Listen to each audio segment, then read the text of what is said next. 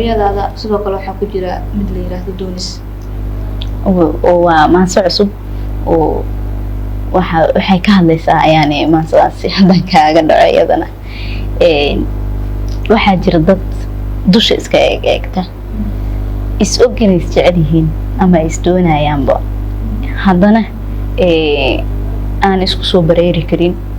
si uu u kala wadaaranayo si aan u tilmaaman garan lahay yani waa laba ruux oo kala gabanaya haddana is doonaya adduunka iskugu jecel waa dad is jecel oo haddana dee aan isu soo bareerayno oo dee meelaha kore saas kale markuu qof kale arko ugu sheekeenay ayuu ka hadlaya doonis wuxuu leeyahay wax badan daday danaynteeda diirimaadka hadalkayga dulucdiiyo ujeedkayga intaan adigu doonayay tabashadayda duugduugay dooqayga kugu koobay iska diida khayrkaaga oo adiga kula duubtay dadaalkaaga muuneeyey deeqsiyow ku magacaabay anigoona duugaynin dun xariiranimadaada laabtoonan doonaynin hadda kala dawaafkeena qalbigoo dilaacaya ilma dhiiga daadinaya dan qasbaysa labadeenna kala durugsanaanteena duni kala irdhowgeena soo dadaalka gaabtiyo duqla-aantana ma dhigin haddaan isdabaalinla danteedana raacan la waxaaba la duugi karin daymada caashiqa ku laran haddaan ka socon lahaa iska dhaafi lahaa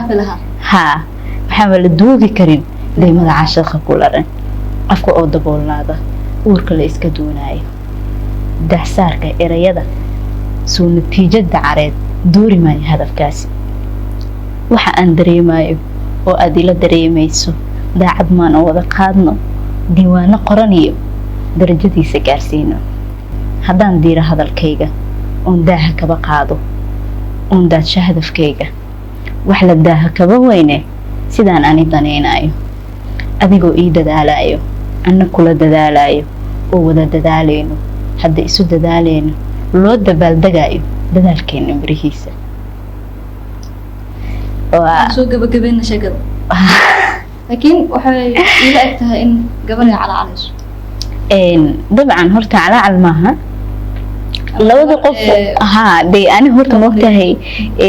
aniga waxaan ahay gabar markaan dareenkaas rabo inaan muujiyo oo aan suugaan ku muujiyo anigii baa iska soo qaaday moogti si duuban inaan hadlo inta kaleeta qofka bareerayo oo dee sheegayo arinta waxay tahay inaan aniga noqonayo micnaha ugu horeynba inaan aniga noqonayo qofka soo bareeray oo weli gabar aan loo fiirnin soo hormar yani qofka bareeray ee gabadha noqotay waayahay wax badan waa la kala gambaday laakiin maan sidaas wada badan bay furi doontaa soo maaha